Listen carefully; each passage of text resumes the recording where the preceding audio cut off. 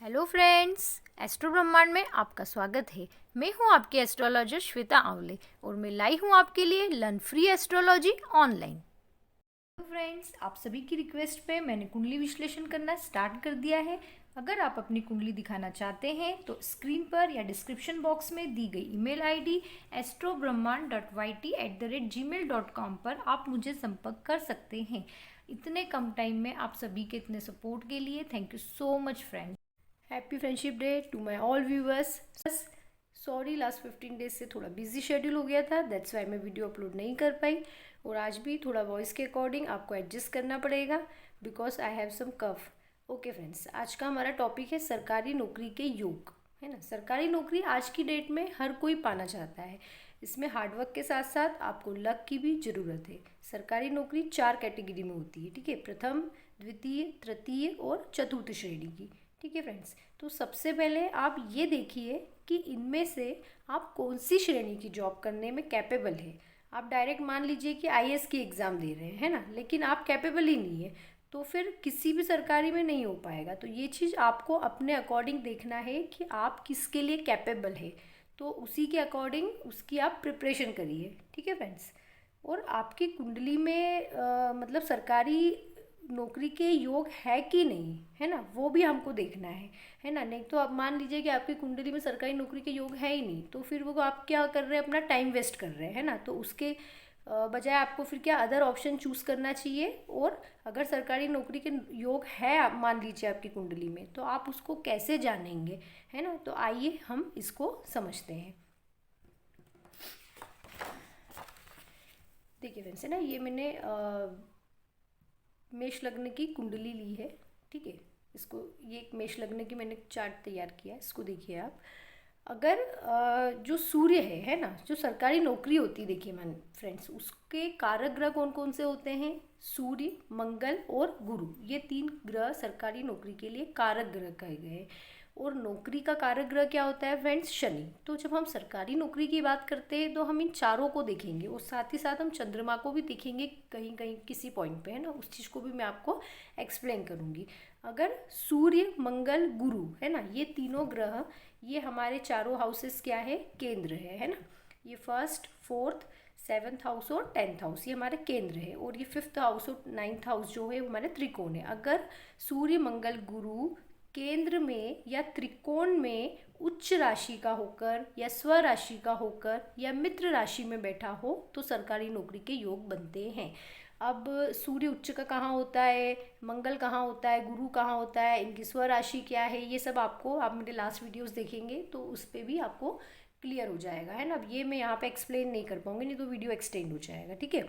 सूर्य अगर first house, ठीक है, सेकेंड हाउस, ठीक है, fourth house, 5th house, 7th house, 10th house या 11th हाउस में आपकी कुंडली में बैठा हो तब भी सरकारी नौकरी के योग आपकी कुंडली में बनते हैं, ठीक है। 10th हाउस में जब सूर्य, मंगल या गुरु, है ना, सूर्य या मंगल या गुरु हो 10th हाउस में, सूर्य हो, मंगल हो या गुरु हो या इनका आपस में कंजक्शन हो। कंजक्शन कैसे, सूर्य के साथ या तो गुरु बैठ जाए, सूर्य के साथ या तो मंगल बैठ जाए, है ना, या मंगल के साथ में गुरु बैठ जाए तो, और इन पर पाप प्रभाव ना हो, पापी ग्रहों का प्रभाव ना हो, ये शुभ प्रभाव में होंगे तो सफलता जल्दी मिलेगी। अगर इन पे पाप प्रभाव होगा तो नौकरी लगेगी लेकिन बहुत दिक्कत परेशानियों के बाद।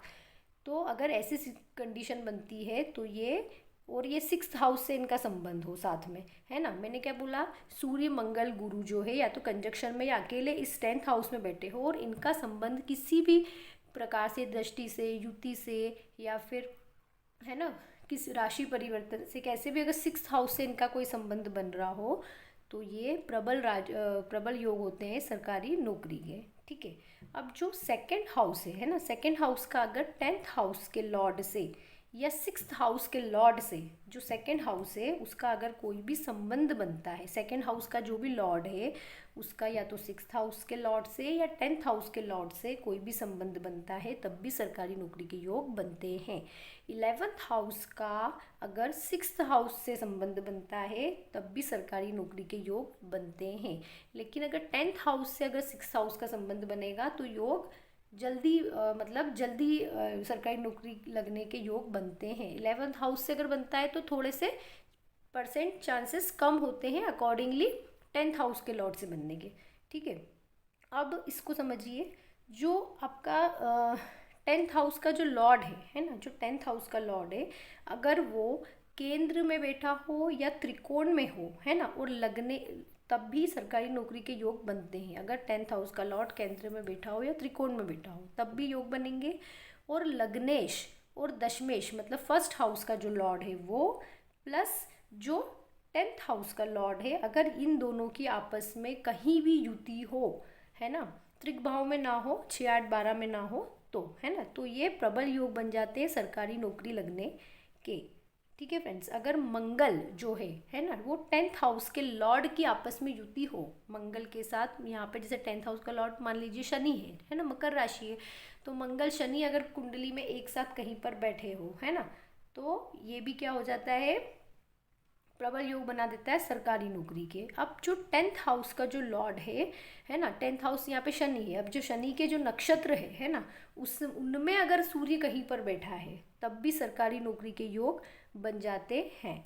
अगर लग्न में, है ना, फर्स्ट हाउस में, सेकंड हाउस में, फोर्थ हाउस में, है ना, 9th हाउस में, 10th हाउस में, है ना, अगर सूर्य प्लस चंद्रमा हो, है ना, या फिर ये अलग अलग भी बैठे हो तब भी सरकारी नौकरी के योग बनते हैं, ठीक है। और जो दशमांश कुंडली होती है ना, उसमें भी आप ये योग बन सकते हैं। आपने देखा कि हो सकता है लग्न में कुंडली में ना बन रहे हो, लेकिन दशमांश कुंडली में भी अगर सूर्य प्लस चंद्र इन हाउसेस में है तब भी ये योग बनते हैं। केंद्र में, है ना, अगर चंद्रमा प्लस गुरु बैठा हो या चंद्रमा के साथ मंगल हो तब भी सरकारी नौकरी के योग बनते हैं। सूर्य अगर कृतिका, उत्तरा फाल्गुनी, विशाखा, पुनर्वसु, उत्तराषाढ़ा, चित्रा, रेवती, मृगशिरा, धनिष्ठा, इनमें से किसी भी नक्षत्र में अगर सूर्य बैठा हो तब सरकारी नौकरी के प्रबल योग बनते हैं। सूर्य अगर आपका मघा, पुष्य, आद्रा, आश्लेषा, पूर्वाषाढ़ा, भरणी, हस्त, स्वाति, पूर्वा फाल्गुनी, रोहिणी, इन नक्षत्रों में अगर सूर्य हो तब ये सरकारी नौकरी के योग टल जाते हैं, ठीक है। सूर्य की डिग्री आपको देखनी है, सूर्य की डिग्री क्या है ना, उसको कौन से नक्षत्र में बैठा है। दशमांश कुंडली में भी सूर्य की प्लेसमेंट को आप देखिए, उसका दृष्टि युति कैसी है उसको समझिए। नवमांश कुंडली में सूर्य की क्या प्लेसमेंट है उसको देखिए, तो उसके अकॉर्डिंग आप डिसाइड करेंगे कि इस जातक की सरकारी नौकरी लगेगी या नहीं, ठीक है। जो 10th हाउस लॉर्ड होता है, 10th हाउस लॉर्ड और 3rd हाउस लॉर्ड अगर ये आपस में कहीं पीड़ित है, अस्त है, तो उस कंडीशन में सरकारी नौकरी नहीं लगती है। ध्यान रखिए, अगर लग्न में ये योग बनते हैं, अगर मान लीजिए लग्न में, है ना, सूर्य ये सारे जो मैंने अभी आपको ऊपर डिस्कस किए हैं, अगर लग्न में ये योग बनते हैं, है ना, सूर्य के साथ मंगल है, चंद्र है, जो भी है ना, तो उस कंडीशन में आपकी जो गवर्नमेंट जॉब है ना, वो जल्दी लग जाती है फ्रेंड्स, ठीक है। और अगर ये योग मान लीजिए 7th हाउस में बनते हैं, इस 7th हाउस में बनते हैं, तब आपकी जो जॉब है वो विवाह के बाद लगती है ना, सरकारी नौकरी। अब आपको ये भी देखना होगा फ्रेंड्स कि जो षडबल है ना, षडबल में आप इन सभी जो मैंने आपको डिस्कस किया, इन सभी ग्रहों को आप अच्छे से षडबल में देखिए कि सूर्य, मंगल, गुरु, शनि, इनको कितना बल प्राप्त है, लग्न लग्नेश की क्या कंडीशन है, वो बली है कि नहीं है ना, तो उसके अकॉर्डिंग आपको क्लियर होगा कि आपकी जो जॉब है वो सरकारी नौकरी लगेगी या नहीं लगेगी, है ना। और आपका 2nd हाउस, 6th हाउस और 10th हाउस, ये भी तीनों आपस में बली होना चाहिए, तब सरकारी नौकरी के योग आपकी कुंडली में प्रबल बन जाएंगे। ओके फ्रेंड्स, और मतलब सरकारी नौकरी कब लगेगी, मतलब उसका टाइमिंग क्या होगा, तो उसको समझने के लिए बस आपको इतना देखना है। देखिए, किसी भी चीज़ का होना जो होता है वो गुरु और शनि डिसाइड करता है कुंडली में, ठीक है। एक या तो है ना, तो अगर गोचर में, है ना, शनि और गुरु, है ना, केंद्र या त्रिकोण में मतलब एक दूसरे से केंद्र या त्रिकोण में आ जाएंगे, है ना, तब आपकी उस टाइम पीरियड में आपकी सरकारी नौकरी लगेगी, है ना। या फिर आपको लग्नेश की महादशा चल रही हो, है ना, दशमेश की चल रही हो, 2nd हाउस के लॉर्ड की महादशा चल रही हो, या 11th हाउस के लॉर्ड की महादशा चल रही हो, या षष्टेश की महादशा चल रही हो, दशा या अंतरदशा जो भी इन सभी की चल रही हो, तब आपके जो है सरकारी नौकरी लगने के योग बन जाएंगे। और गुरु आपकी कुंडली में अगर गोचर में 10th हाउस में या 10th हाउस के लॉर्ड के साथ कोई संबंध बना लेगा, है ना, ऐसी कंडीशन बनेगी तब भी आपकी सरकारी नौकरी लगने के योग बन जाएंगे, है ना। और शनि या गुरु जो भी गोचर में 10th हाउस या 10th हाउस के लॉर्ड से संबंध रखेगा तब भी आपकी कुंडली में आपके सरकारी नौकरी लगने के योग बन जाएंगे। तो आपको ऐसे समझना है कि आपकी कुंडली में सरकारी नौकरी कब लगेगी, है ना।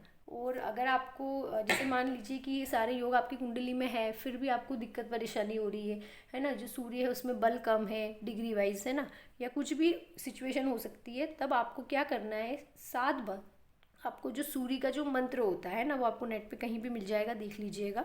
उसको जल सूर्य भगवान को जल देते हुए आपको 7 बार उस मंत्र को बोलना है ना, कुमकुम के पानी के साथ में, है ना, लाल पानी जो होता है ना उससे सूर्य को अर्घ दे के वो 7 बार आप सूर्य मंत्र का जाप करिए, है ना। और आप अपने पिताजी की अच्छी सेवा करिए, उनसे टर्म्स अच्छे मेंटेन करिए, तो आपके सरकारी नौकरी के जो योग होते हैं वो प्रबल हो जाते हैं। ओके फ्रेंड्स, अगर आपको मेरा वीडियो पसंद आया हो तो कमेंट्स कीजिए, लाइक शेयर सब्सक्राइब करना ना भूलें, बेल आइकन प्रेस कीजिए ताकि जब भी मैं कोई न्यू वीडियो अपलोड करूँ तब सबसे पहले आप तक पहुँच पाए। My next video will be uploaded soon. Thank you so much for watching.